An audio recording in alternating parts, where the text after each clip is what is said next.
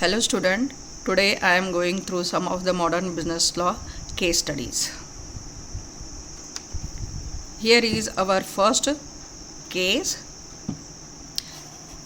X invites Y to a dinner at his house. Y accepts the offer. X ಅನ್ನುವ Yನ ರಾತ್ರಿ ಊಟಕ್ಕೆ ಕರೆದಾನ ತನ್ನ ಮನೆಗೆ. Y ಆ ಪ್ರಸ್ತಾಪವನ್ನು ಒಪ್ಕೊಂಡಾನ. X by spending a lot of money makes grand arrangement for the dinner. X ಏನದನಲ್ಲ ಸಾಕಷ್ಟು ಹಣವನ್ನು ಖರ್ಚು ಮಾಡಿ ಸಾಕಷ್ಟು ಸಿದ್ಧತೆಯನ್ನು ಸಹ ಮಾಡ್ಯಾನ ರಾತ್ರಿ ಊಟದ ಸಂಬಂಧ ಅಂತ ಹೇಳ್ತೇವೆ, ಡಿನ್ನರ್ ಸಂಬಂಧ ಅಂತ ಹೇಳಕತ್ತಾರಲ್ಲಿ. But Y fails to attend the dinner. ಯಾವುದೋ ಕಾರಣಕ್ಕೆ ವಾಯಿಗೆ ಏನಾಯ್ತು ಅಂತಂದ್ರೆ ಆ ಡಿನ್ನರನ್ನು ಅಟೆಂಡ್ ಮಾಡೋಕ್ಕಾಗಲಿಲ್ಲ, ರಾತ್ರಿ ಊಟಕ್ಕೆ ಹೋಗೋಕೆ ಆಗಲಿಲ್ಲ. Can X recover the loss sustained by filing a case against Y? ಇವು ಎಕ್ಸ್ ಅನ್ನುವ ಏನದಲ್ಲ ತನ್ನ ಮನೆಗೆ ಊಟಕ್ಕೆ ಕರೆದಿದ್ದಲ್ಲ, ಅವ ಕೋರ್ಟ್ನೊಳಗೆ ಕೇಸ್ ಹಾಕಿ ವೈನ್ ಕಡೆಯಿಂದ ತನಗಾದದ್ದು ಲಾಸನ್ನು ರಿಕವರ್ ಮಾಡ್ಕೋಬಹುದನ್ನ ಅಂತ ಹೇಳಿ ಕೇಳಾಕತ್ತಾರೆ ನಿಮಗೆ. ಓಕೆ, ಇಲ್ಲಿ ಏನೈತಿ ಅಂತಂದ್ರೆ ಎಕ್ಸ್ ಮತ್ತು ವೈ ಎಂದು ರಿಲೇಷನ್ಶಿಪ್ ಏನೈತಲ್ಲ ಅದು ಸಾಮಾಜಿಕ ಸಂಬಂಧ ಐತಿ, ಸೋಷಿಯಲ್ ರಿಲೇಷನ್ಶಿಪ್ ಐತದಲ್ಲಿ. There was no intention to create legal relationship. ಆಮೇಲೆ ಈ ಎರಡೂ ಸಂಬಂಧದೊಳಗೆ ಕನ್ಸಿಡರೇಷನ್ನು ಇಲ್ಲ, ಪ್ರತಿಫಲನೂ ಇಲ್ಲ. ಹೀಗಾಗಿ ನಮ್ಮ ಉತ್ತರ ಏನು ಬರ್ತೈತಲ್ಲೇ ಅಂದ್ರೆ ಎಕ್ಸ್ ಆದಂತಹ ಲಾಸನ್ನು, ತನಗಾದಂತಹ ನಷ್ಟವನ್ನು ವೈನ್ ಕಡೆಯಿಂದ ಇಸ್ಕೊಳಕ್ಕೆ ಸಾಧ್ಯ ಆಗ್ತೈತೆ ಅಂತ ಹೇಳಿ ಕೇಳಾಕತ್ತಾರಲ್ಲ, ಆಗಂಗಿಲ್ಲ ಅಂತ ಹೇಳ್ತೇವೆ. ಅದಕ್ಕೆ ನಮ್ಮ ಉತ್ತರ ಬರ್ತೈತಿ ನೋ ಅಂತ ಹೇಳಿ ಹೇಳ್ತೇವೆ ನಾವು ಅಲ್ಲೇ. Because there is no legal relationship created between the parties and there is no consideration in the agreement. ಈ ಒಡಂಬಡಿಕೆ ಒಳಗೆ ನ್ಯಾಯಬದ್ಧ ಸಂಬಂಧನೂ ಇಲ್ಲ ಮತ್ತು ಪ್ರತಿಫಲನೂ ಇಲ್ಲ ಅಂಥೇಳಿ ಹೇಳಾಕತ್ತೇವೆ. Where there is no consideration no contract. ಪ್ರತಿಫಲ ಇಲ್ಲ ಅಂತಂದ ಮೇಲೆ ಕಾಂಟ್ರ್ಯಾಕ್ಟೂ ಇಲ್ಲ, ಒಪ್ಪಂದನೂ ಇಲ್ಲ ಅಂಥೇಳಿ ಹೇಳ್ತೇವೆ. If there is no intention to create legal relationship on the part of the parties there is no contract between them. ಎರಡೂ ಕಕ್ಷಿಗಳ ನಡುವೆ ಕಾನೂನುಬದ್ಧ ಸಂಬಂಧವನ್ನು ನಿರ್ಮಾಣ ಮಾಡುವ ಇಚ್ಛೆ ಇರಲಿಲ್ಲ ಅಂತಂದ ಮೇಲೆ ಅದು ಒಪ್ಪಂದ ಆಗುವುದಿಲ್ಲ ಅಂತ ಹೇಳಿ ಹೇಳ್ತೇವೆ. Agreements of a social or domestic nature do not justify legal relationship. ಕೌಟುಂಬಿಕ ಮತ್ತು ಸಾಮಾಜಿಕ ಸಂಬಂಧವನ್ನು ನಿರ್ಮಾಣ ಮಾಡುವ ಒಡಂಬಡಿಕೆಗಳು ಕಾನೂನುಬದ್ಧ ಸಂಬಂಧವನ್ನು ನಿರ್ಮಾಣ ಮಾಡುವುದಿಲ್ಲ ಅಂತ ಹೇಳಿ ಹೇಳ್ತೇವೆ. So they are not contracts. ಯಾವಾಗ ಅಗ್ರಿಮೆಂಟ್ ಇಲ್ಲ, ಒಡಂಬಡಿಕೆ ಇಲ್ಲ, ಒಪ್ಪಂದಗಳು ಇಲ್ಲ ಅಂತ ಹೇಳಿ ಹೇಳಾಕತ್ತೇವೆ ನಾವಲ್ಲಿ. If any agreement does not contain consideration then it is void agreement. ಯಾವುದೇ ಒಡಂಬಡಿಕೆ ಒಳಗೆ ಪ್ರತಿಫಲ ಇರಲಿಲ್ಲ ಅಂತಂದ್ರೆ ಆ ಒಡಂಬಡಿಕೆ ಅನೂರ್ಜಿತ ಒಡಂಬಡಿಕೆಯಾಗಿರುತ್ತದೆ. ವೈಡ್ ಅಗ್ರಿಮೆಂಟ್ ಅಂತ ಹೇಳ್ತೇವೆ, ಅನೂರ್ಜಿತ ಒಡಂಬಡಿಕೆ ಅಂತ ಹೇಳಿ ಹೇಳ್ತೇವೆ. ಸೊ ನೋ ಕಾಂಟ್ರ್ಯಾಕ್ಟ್ ಅಂತ ಹೇಳಿ ಹೇಳ್ತೇವೆ, ಅಲ್ಲೇ ಒಪ್ಪಂದ ಇಲ್ಲ ಅಂತ ಹೇಳಿ ಹೇಳಾಕತ್ತೇವೆ. Next case study is A gives rupees 1 lakh to B, a married woman, to enable him to get a divorce and marry A. Can A recover the money when B refuses to marry A after divorce? A ಎಂಬುವನು B ಎಂಬ ಮದುವೆಯಾದ ಮಹಿಳೆಗೆ 1,00,000 ರೂಪಾಯಿಗಳನ್ನು ಅವಳ ಗಂಡನಿಂದ ವಿವಾಹ ವಿಚ್ಛೇದನ ಪಡೆದು ತನ್ನನ್ನು ಲಗ್ನವಾಗಲು ಕೊಡುವನು.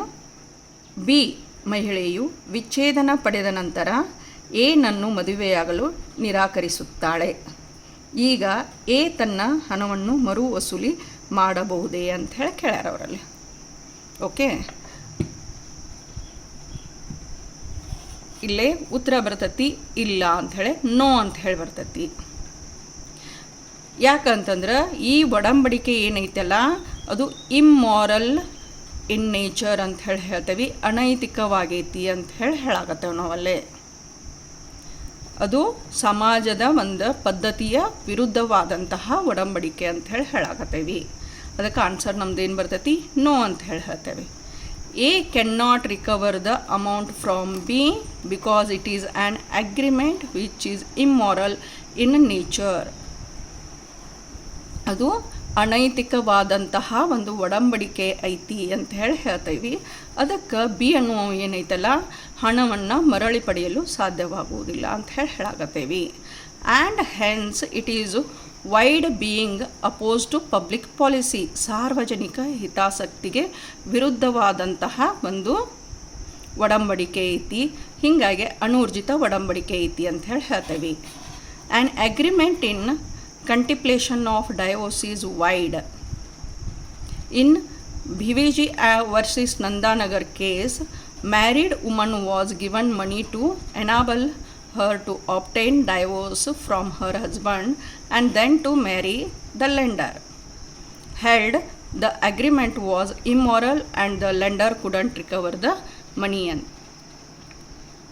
Bhiveji versus ನಂದಾನಗರ್ ಕೇಸ್ ಒಳಗೆ ಈ ಒಂದು ಕೋರ್ಟ್ ಜಡ್ಜ್ಮೆಂಟ್ ಐತಲ್ಲೇ ಏನು ಅಂತಂದ್ರೆ,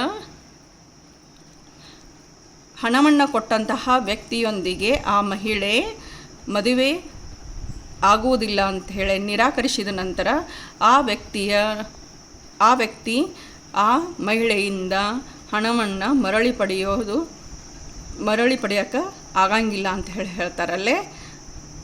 ಯಾಕಂತಂದರೆ ಇದು ಅನೈತಿಕವಾಗೈತಿ ಮತ್ತು ಸಾರ್ವಜನಿಕ ಹಿತಾಸಕ್ತಿಗೆ ವಿರುದ್ಧವಾಗೈತಿ ಅಂತ ಹೇಳ್ತಾರೆ. ಸೊ ಎ ಅನ್ನೋವ ಹಣವನ್ನು ವಸೂಲಿ ಮಾಡ್ಕೊಳಕ್ಕೆ ಆಗಂಗಿಲ್ಲ ಅಂತ ಹೇಳ್ತೇವೆ ನಾವಲ್ಲಿ. ನೆಕ್ಸ್ಟ್ ಕೇಸ್ ನಮ್ಮದು. X agreed to let his music hall on a rental basis to Y from a particular date, but before that date the music hall was burnt by fire. Can Y file a suit against X? X ಎಂಬುವ ತನ್ನ ಸಂಗೀತ ಭವನವನ್ನು ಒಂದು ನಿಶ್ಚಿತ ದಿನಾಂಕದಿಂದ Y ಎಂಬಾತನಿಗೆ ಬಾಡಿಗೆ ರೂಪದಲ್ಲಿ ಕೊಡಲು ಒಪ್ಪಿಕೊಂಡಿರುತ್ತಾನೆ. ಆದರೆ ಆ ನಿಶ್ಚಿತ ದಿನಾಂಕದ ಮುಂಚಿತವಾಗಿ ಆ ಸಂಗೀತ ಭವನವು ಬೆಂಕಿಯಿಂದ ಪೂರ್ಣ ಸುಟ್ಟು ಹೋಗುತ್ತದೆ. ಇಲ್ಲಿ ವೈನು ಎಕ್ಸ್ನ ಮೇಲೆ ದಾವಾ ಹೂಡಬಹುದೇ ಅಂತ ಹೇಳಿ ಕೇಳ್ಯಾರ ಅವರಲ್ಲಿ. ಹೌದಾ? ಎಕ್ಸ್ ಏನೈತಿ ತಂದ ಮ್ಯೂಸಿಕ್ ಹಾಲ್ ಏನೈತಿ ವೈ ಕೊಟ್ಟಾನವಲ್ಲೇ. ಆದ್ರೆ ಅದೇನಾಗೈತಿ ಅಂತಂದ್ರೆ ಬೆಂಕಿಯಿಂದ ಪೂರ್ಣ ಸುಟ್ಟು ಹೋಗೈತಿ. ಅದರ ನಂತರ ವೈ ಏನೈತಲ್ಲ ತಾ ಕೊಟ್ಟದ ದುಡ್ಡನ್ನು ಹೊಳಿಸ್ಕೊಳಕ್ಕೆ ಎಕ್ಸ್ನ ಮೇಲೆ ದಾವಾ ಹೂಡ್ಬೋದನ್ನ ಅಂತ ಹೇಳಿ ಕೇಳಾಕತ್ತಾರ. ಇಲ್ಲಿ ಆನ್ಸರ್ ಬರ್ತೈತಿ ನೋ ಅಂತ ಹೇಳಿ, ಇಲ್ಲ ಅಂತ ಹೇಳಿ ಹೇಳ್ತೇವೆ ನಾವಲ್ಲಿ. ಯಾಕಂತಂದ್ರೆ impossibility which arises subsequent to the formation discharges the contract. ಒಪ್ಪಂದದ ನಂತರ ಉಂಟಾಗುವ ಯಾವುದೇ ಅನಿರೀಕ್ಷಿತ ಘಟನೆಗಳು ಏನಾಗ್ತೈತಿ ಅಂತಂದ್ರೆ, ಅಥವಾ ಸಬ್ಜೆಕ್ಟ್ ಮ್ಯಾಟರ್ ವಿಷಯ ವಸ್ತುವಿನ ನಾಶ ಏನೈತಿ ಅಂತಂದ್ರೆ ಒಪ್ಪಂದದ ವಿಸರ್ಜನೆಯನ್ನು ಮಾಡ್ತೈತಿ ಅಂತ ಹೇಳಿ ಹೇಳ್ತೇವೆ ನಾವಲ್ಲೇ. ಇದನ್ನು ನಾವು ಡಾಕ್ಟ್ರಿನ್ ಆಫ್ ಸೂಪರ್ವೆನಿಂಗ್ ಇಂಪಾಸಿಬಿಲಿಟಿ ಅಂತ ಹೇಳಿ ಕರಿತೇವೆ. ಸೊ ಇಲ್ಲೇ ಆನ್ಸರ್ ಏನು ಬರ್ತೈತಿ? ನೋ ಅಂತ ಹೇಳಿ ಬರಾಕತ್ತೈತಿ.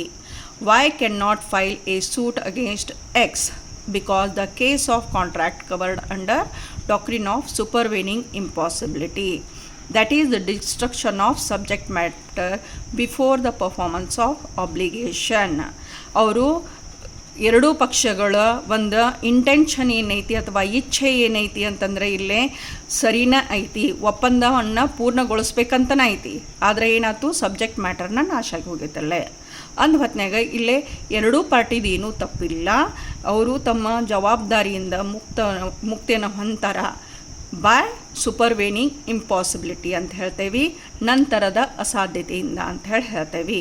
When the subject matter of a contract subsequent to its formation is destroyed without any fault of the parties to the contract, the contract is discharged. ಎರಡೂ ಕಕ್ಷಿಗಳ ತಪ್ಪೆ ಇರಲಾರದ ವಸ್ತುವಿನ ನಾಶ ಏನೈತಿ ಅಂತಂದ್ರೆ ಒಪ್ಪಂದದ ವಿಸರ್ಜನೆಯನ್ನು ಉಂಟು ಮಾಡ್ತತಿ ಅಂತ ಹೇಳ್ತೇವೆ. Impossibility which arises subsequent to the formation of a contract is called supervening impossibility ಅಂತ ಹೇಳಿ ಹೇಳ್ತೇವೆ ನಾವಲ್ಲೇ. ಇವತ್ತು ಈ 3 ಕೇಸನ್ನು ನಾನು ಡಿಸ್ಕಷನ್ ಮಾಡಿದ್ದೀನಿ. ಈ ವಿಡಿಯೋ ನಿಮಗೆ ಲೈಕ್ ಆಗಿತ್ತು ಅಂತಂದ್ರೆ ನನ್ನ ಚಾನಲನ್ನು ಲೈಕ್ ಮಾಡಿರಿ ಮತ್ತು ಸಬ್ಸ್ಕ್ರೈಬ್ ಮಾಡಿರಿ. Thank you.